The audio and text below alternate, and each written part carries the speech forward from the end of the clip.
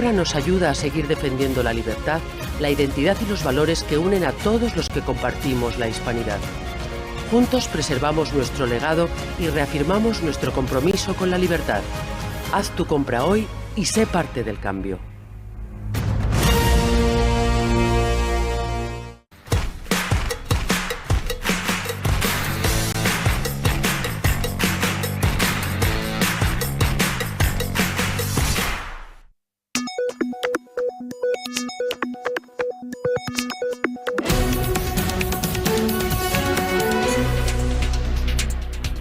Pulso económico que, como es tradicional, vamos a iniciar mirando qué tal ha ido el IBEX 35, a nuestra bolsa, al índice español. Ahora lo vemos. 0,67 de incremento.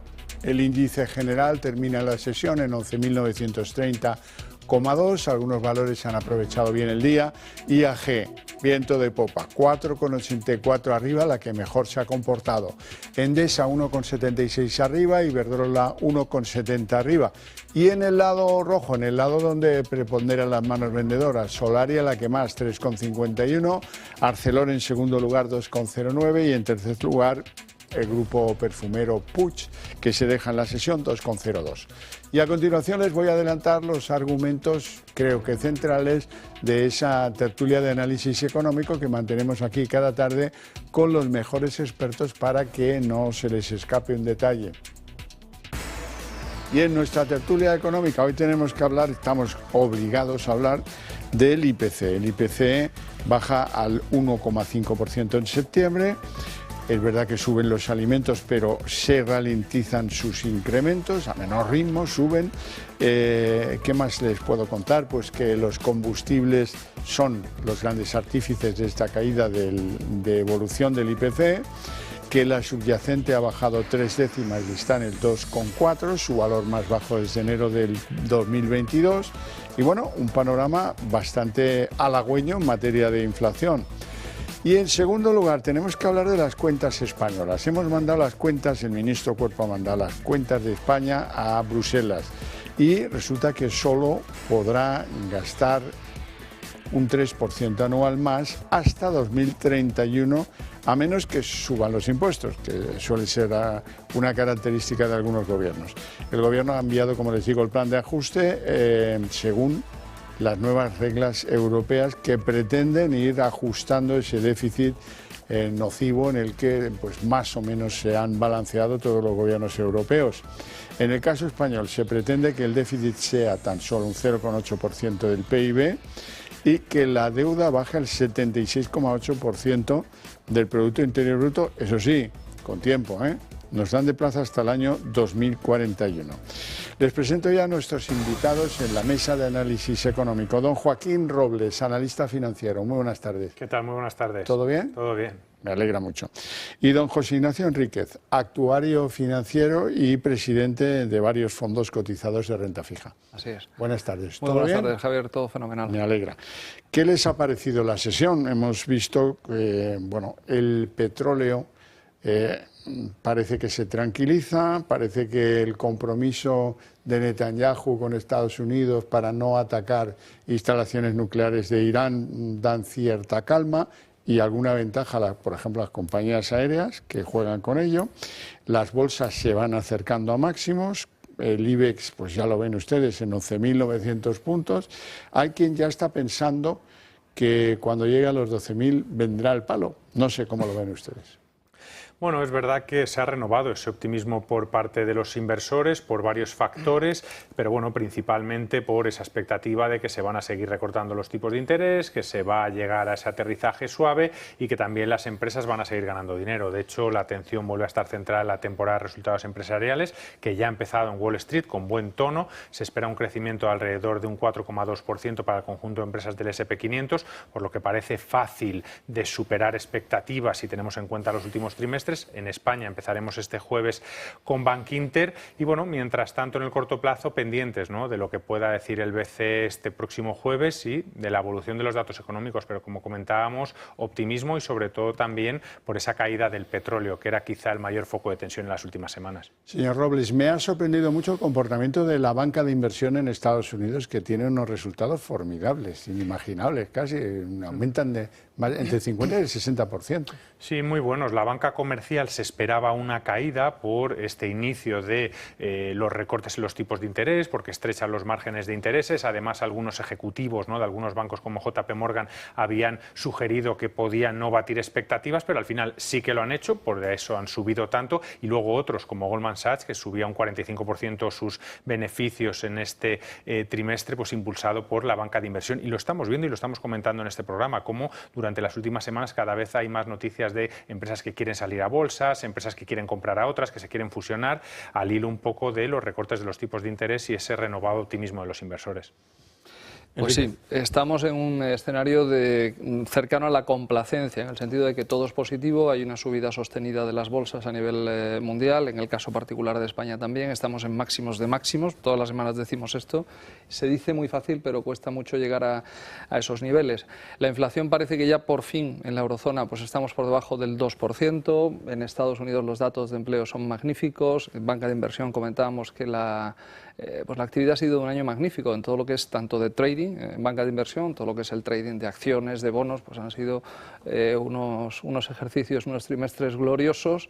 El petróleo baja, el petróleo es un activo muy particular, comentábamos el otro día algo sobre el petróleo, factores que tiene como el contango, que es una palabra que quiere decir cuando el precio a futuro es más barato que el a presente del mismo, o el backwardation, que es lo contrario, y luego escenarios que nos hemos encontrado en el mundo del petróleo era con precio cero, es decir, tenías los barcos y te pagaban porque les dejaras entrar y descargar un barco de petróleo, ¿no? Entonces, dicho lo cual, pues se nos puede ir a 100 dólares si tenemos crisis, o se nos puede ir a 70 y nos da un alivio a nivel de consumidores. Yo creo que estamos todos un poco en el modo prealerta, en el sentido de que descartamos un escenario de recesión, que son varios trimestres de crecimiento negativo, pero sí un escenario de desaceleración. Y en eso estamos, y confiando que la desaceleración pues sea beneficiosa, en el sentido de que la actividad, que estaba un poco descompensada a nivel de incrementos de precios, que las economías domésticas han sufrido mucho con esas subidas de precio, pues bueno, pues que se establezca ya un marco habitual. El Ministerio de Economía mandaba a Bruselas la perspectiva de evolución de nuestros números, sobre todo de los más graves, de los que afectan al gasto. Solo vamos a poder aumentar el gasto en un 3% anual hasta el 2031. Además, pues se nos van imponiendo nuevas reglas europeas, que son las que tienen que conducir a que el déficit se sitúe en un nivel más ordenado que el que tenemos ahora. Y también hay un compromiso para hacer bajar la deuda hasta el 76,8 en el 2041. Así lo contaba el ministro Carlos Cuerpo. Garantiza la continuidad de la estrategia de responsabilidad fiscal que ya presentamos en el mes de julio, es decir, es compatible con esos objetivos de déficit que se presentaron en el mes de julio del 3% para este año, para el 2024, 2,5% para el 2025, 2,1% para el 2026 y un 1,8% para el 2027. Este marco paraguas de déficit es el que se corresponde y es compatible con el cumplimiento de esta regla de gasto que hemos metido en el plan fiscal estructural, que, como decía, supone un crecimiento promedio del gasto para el total de los 7 años de esfuerzo del 3% y para los 4 años del plan del 3,4%. Hemos metido, o nos han obligado a meter, pero bueno, en cualquier caso, ¿cómo veis las nuevas configuraciones de los presupuestos públicos? Bueno, parecen asequibles en el sentido de que se han hecho en base a unas perspectivas de crecimiento modestas, según la mayor parte de los organismos, pero bueno, también hay que tener en cuenta que son unos números a 5 años vista, a 15 años vista, que muchas veces bueno, pues es muy difícil de prever, ¿no?, si vas a tener algún evento extraordinario como el que hemos tenido durante los últimos años. Pero bueno, desde luego que quizá lo más preocupante es que el déficit se va a perpetuar, y es algo que parece que no es un problema solo de España, sino que también también es a nivel global, y quizás eso es lo que más nos debería preocupar, pero bueno, de momento son números que hay que cumplir si queremos también encima a corto plazo pues recibir los fondos, ¿no? Next Generation, que seguimos pendientes de ellos. Claro, pues yo, más que responsabilidad fiscal, me van a disculpar los que piensen de forma contraria, yo creo que es la irresponsabilidad fiscal de un plan que a 4 años había que hacer una reducción del déficit. Entonces el Gobierno ha ido en la línea de ampliar esos 4 años de horizonte al máximo posible, que son 7 años más, con lo cual nos vamos a un horizonte de 2031, que veremos a ver en 2031 cómo estamos. Él seguramente ya no estará de ministro de Economía, pero el déficit no me creo que sean capaces, la deuda, el ratio de deuda que baje al 76, pero vamos, ni al 91 ni al 92. Cuando tú superas el umbral de un 100 y pico, como estamos, ya tienes 2 maneras de salir de ahí. Como ha salido Japón, con una productividad muy alta y tiene un ratio de deuda del 180%, pero es que son súper productivos y son súper innovadores. O por la vía de reducir el gasto público. Y yo no veo a este Gobierno capaz de reducir drásticamente toda la, pues digamos, la diáspora de ayudas, de toda la política de gasto que han tenido. No lo veo. ¿Y subir los impuestos? Bueno, es lo que harán, pero a costa de que baje la productividad, que se produzca mucho menos dinamismo en todos los sentidos, no me lo creo. Bueno, vamos a ver, echemos un repaso a ver cómo va la eurozona. La producción industrial dice que sube un 0,1%, completamente insuficiente, y un 0,2% en agosto. La comparación con julio pues es muy leve, crece un 1,8% y en la zona euro y un poquito menos en la Unión Europea. Desde ese punto de vista, cambiar las tornas de lo que es el futuro europeo llevará largo tiempo.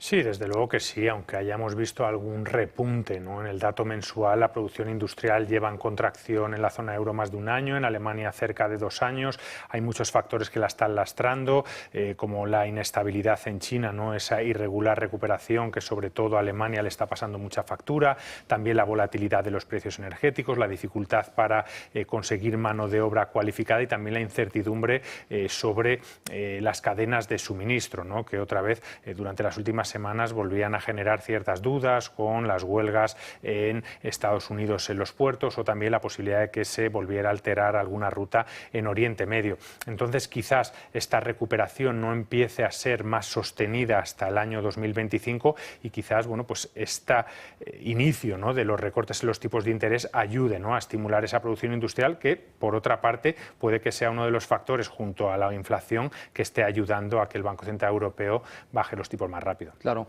La producción industrial es muy importante en la economía base de un país. Recordemos, de economía básica tenemos el sector agrícola, el sector industrial, el sector servicios. En Europa, el sector servicios, el turismo y todo lo que son las actividades vinculadas con el sector servicios, pues han sido unos años de un crecimiento tremendo.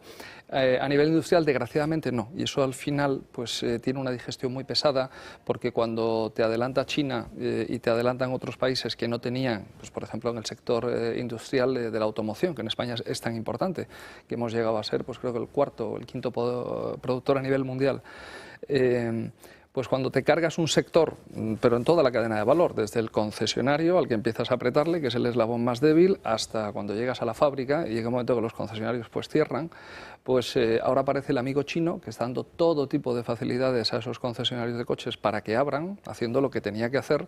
Pues tienes una encrucijada difícil. Si además tienes que meter en cintura a los sindicatos con unos convenios colectivos que están absolutamente desfasados con relación a lo que es la realidad de la salarial de China y de países del sudeste asiático, pues bueno, vamos con un motor. Y un coste energético insostenible. También. Sí, sí. Bueno, hablemos de una buena noticia. En la economía española hoy nos felicitamos todos del dato definitivo del IPC en el mes de septiembre y queda la inflación en el 1,5%. A pesar de que siguen subiendo los precios de los alimentos, pero la verdad es que ese aumento se va mitigando. La subyacente baja un poquito menos y se queda en el 2,4%. Recuerden que la subyacente es lo mismo, la inflación, pero sin los precios energéticos, pero sin los precios de la alimentación fresca. Aún así estamos todos muy contentos porque es el valor más bajo de subyacente desde enero del 22 y en otros términos pues la verdad es que también estamos en valoración récord que no se conocía desde hace muchísimo tiempo. Vean.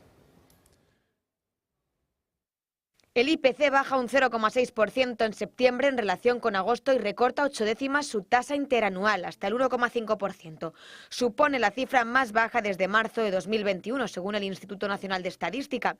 Todo esto se debe al abaratamiento de los carburantes, de la electricidad y también de los alimentos. Principalmente la moderación del aceite de oliva se nota, aunque sigue siendo un 10,3% más caro que el año pasado. Ya no se coloca a la cabeza de la subida de los precios porque ahora le desbanca el chocolate. Su precio ha aumentado un 20,7% en el último año. ¿Cuáles más han subido? Los zumos de frutas, el cacao en polvo y la carne de ovino y caprino. También se han encarecido, aunque en menor medida, las patatas y las especias. Y los que han bajado, porque sí, los hay.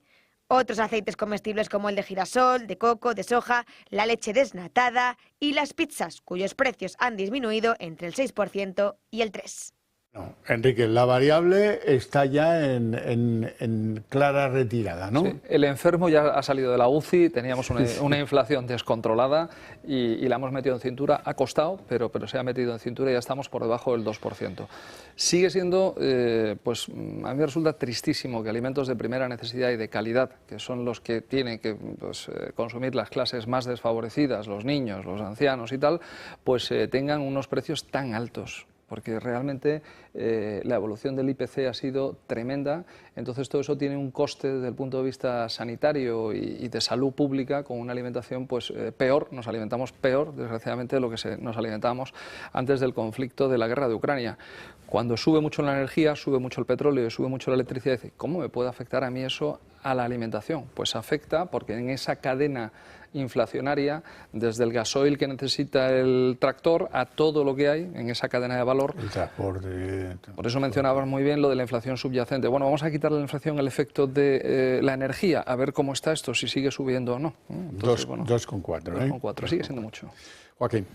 Muy buenas noticias y además es verdad que se esperaba que pudiera caer por debajo del 2% de cara a final de año. Está siendo así, no solo en España, también lo vimos la semana pasada con el dato definitivo de septiembre en la zona euro que cayó al 1,8%. Como comentábamos anteriormente, esto va a ayudar a que el Banco Central Europeo continúe recortando los tipos de interés.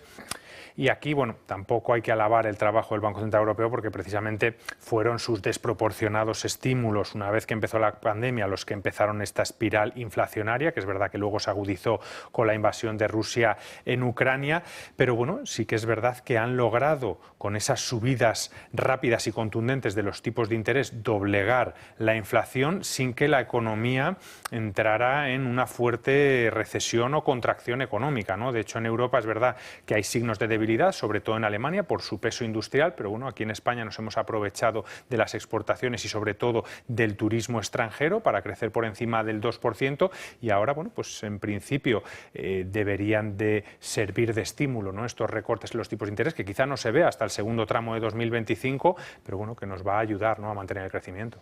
Bueno, vamos con algún nombre propio. El presidente del Banco Sabadell, Josep Oliu, sostiene que ya están consolidadas las entidades financieras en España, que se ha llegado al límite, dice él, por motivos de competencia y además pues cree que ya no hay más riesgos que asumir si no son fusiones intrafronterizas con otras entidades de la Unión Europea.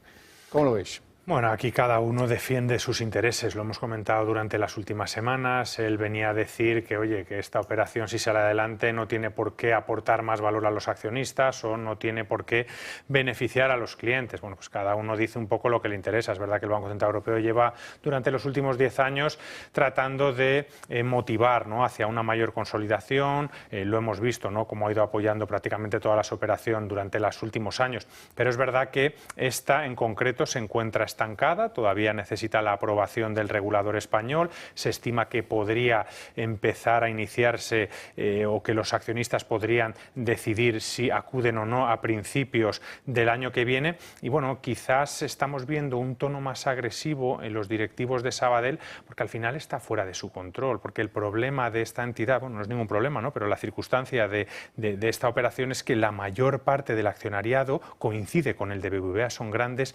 fondos institucionales. Entonces va a depender de un grupo muy reducido, ¿no?, de pequeños inversores si esta operación sale adelante o no, y ellos no pueden controlarlo.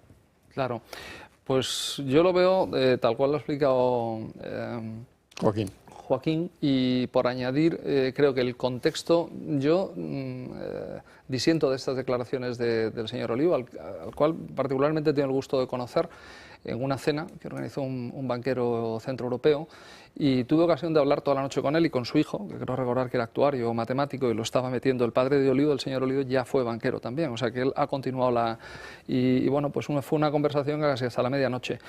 Pienso que se ha equivocado, porque ahora mismo la deriva que tenemos es la contraria. Justamente se va a grandes campeones, no ya nacionales, sino supranacionales en Europa, grandes bancos, que si vienen mal dadas porque hay un conflicto con Irán o se nos venga abajo cualquier historia, que tengan el suficiente músculo y al final entramos en el campo de la ley de los grandes números. Por eso un banco grande pues tiene mucha más solidez que un banco pequeño, porque tiene los grandes números donde puedes camuflar mucho más cualquier error, se nota menos, ¿no? Entonces creo que ni él mismo se las cree, y lo digo desde el cariño. Lo que pasa, y para un minuto, creo que es muy bueno el comentario que decías de que los directivos de Sabadell están un poco están desde una posición un poco pues como adversario viendo el tema, ¿no? Yo creo que es defensiva, cerrada, ¿no? Agresiva, no querría decir agresiva, pero algo así. ¿Por qué? Pues porque se sienten vulnerables, y cuando tú te sientes vulnerable y acorralado en la vida te pones así. Cuando tú te sientes capaz, pues tú tienes una actitud mucho más constructiva y mucho más de sentarte, oye, ¿cómo podemos complementarnos? Vas a ser tu presidente, me dejas que sea yo 4 años y me voy. A esto todavía no hemos llegado. Bueno, hablemos de algunos nombres propios. Farmamar es el caso, porque hoy ha subido más de un 30% a la luz de los resultados positivos que se anuncian sobre un fármaco destinado a un grupo relativamente pequeño de la población, la gente que sufre de cáncer de pulmón. Se llama Zepzelca, pero vaya subidón, ¿no?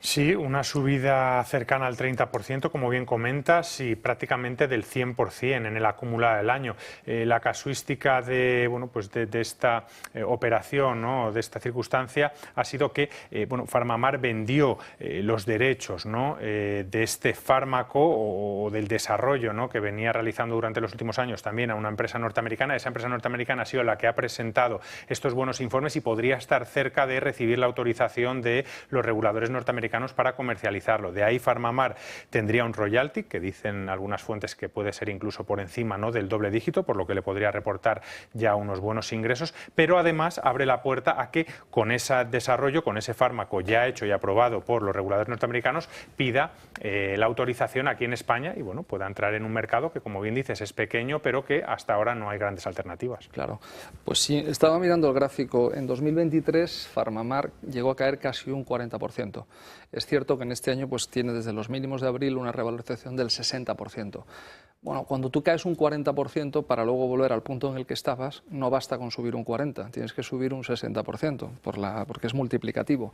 Entonces, bueno, evidentemente después de haber pasado una travesía en el desierto o incluso una caída a los infiernos, pues está en la senda de la recuperación. Bueno, pues fantástico, tiene unos productos, como ha comentado, que le están dando vida y ojalá continúe la senda alcista. Bueno, tengo yo que contarles otra cosa preocupante que no está fuera del circuito ordinario de las noticias que vemos aquí, pero el Fondo Monetario Internacional ha hecho cuentas y calcula que la deuda pública mundial superará este año los 100 billones de dólares. Así que nadie duda que estamos expuestos a una crisis de deuda sistémica.